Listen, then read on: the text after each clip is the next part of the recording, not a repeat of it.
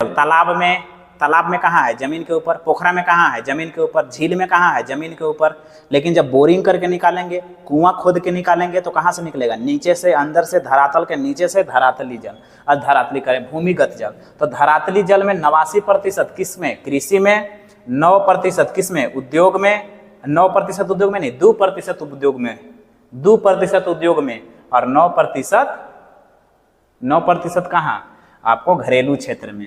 लेकिन भूमिगत जल में 92% कृषि में, 5% उद्योग में और 3% घरेलू क्षेत्रों में। प्रकार से यूज कर सकते हैं, कपड़ा खींचने के लिए यूज कर सकते हैं, नल में पानी पीने के लिए यूज कर सकते हैं, अलग अलग चीज़ों के लिए हम लोग यूज करते हैं, घर में धोने उने के लिए यूज कर सकते हैं।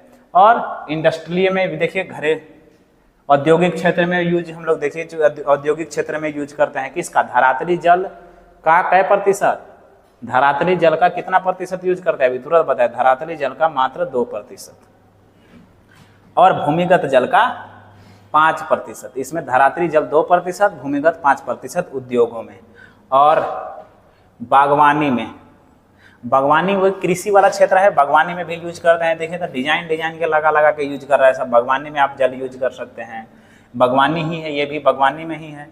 और मत्स्य पालन में, मछली पालन में भी जल का उपयोग होता है। मत्स्य पालन में जल का उपयोग कर सकते हैं, मछली पाल सकते हैं आराम से, मत्स्य पालन में जल का उपयोग होता है।